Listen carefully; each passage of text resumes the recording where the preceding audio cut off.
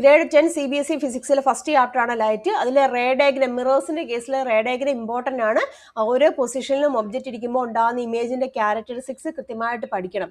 അപ്പൊ ആദ്യമേ നമ്മൾ നോക്കുന്നത് ഒബ്ജക്റ്റ് ഇൻഫിനിറ്റിയിലായിരിക്കുമ്പോഴാണ്.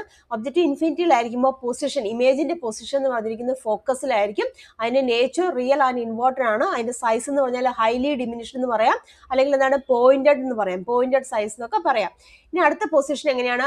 ഒബ്ജക്റ്റ് ബിയോണ്ട് സിയിൽ ഇരിക്കുകയാണ്. അപ്പം പൊസിഷൻ എന്ന് പറഞ്ഞാൽ അതായത് ഇമേജിന്റെ position between F and C ആയിരിക്കും. നേച്ചർ റിയൽ ആൻഡ് ഇൻവേർട്ടഡ് ആണ്. അതിന്റെ സൈസ് ഡിമിനിഷ്ഡ് ആയിരിക്കും. നെക്സ്റ്റ് കേസ് ഒബ്ജക്റ്റ് അറ്റ് സിയിൽ ഇരിക്കുമ്പോഴാണ്. ഒബ്ജക്റ്റ് അറ്റ് സിയിൽ ഇരിക്കുമ്പോൾ പൊസിഷൻ ഓഫ് ദി ഇമേജ് സിയിൽ തന്നെയായിരിക്കും.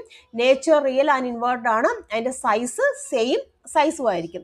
ദെൻ അടുത്ത situation object between C and F. അങ്ങനെയാകുമ്പോൾ ഉണ്ടാകുന്ന ഇമേജിന്റെ പൊസിഷൻ എന്ന് പറഞ്ഞിരിക്കുന്നത് ബിയോണ്ട് സിയിലായിട്ടായിരിക്കും ഇമേജ് ഉണ്ടാകുന്നത്. അത് റിയൽ ആൻഡ് ഇൻവേർട്ടഡ് ആണ്.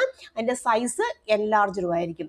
അടുത്ത പൊസിഷൻ എന്ന് പറഞ്ഞിരിക്കുന്നത് അറ്റ് എഫിലായിരിക്കുമ്പോൾ, ഒബ്ജക്റ്റ് എവിടെയാണ്? അറ്റ് എഫിലായിരിക്കുമ്പോൾ.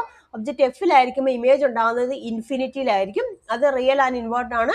ഹൈലി എൻലാർജ്ഡ് ആയിട്ടുള്ള ഇമേജ് ആയിരിക്കും ഉണ്ടാകുന്നത്.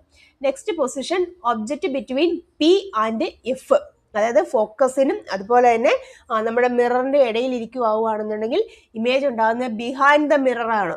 ആ ഇമേജിന്റെ നേച്ചർ എന്ന് പറയുമ്പോൾ വെർച്വൽ ആൻഡ് ഇറക്റ്റ് ആണ്. അതിന്റെ സൈസ് എന്ന് പറഞ്ഞിരിക്കുന്നത് എൻലാർജ്ഡ് ആയിട്ടുള്ള സൈസ് ആണ്.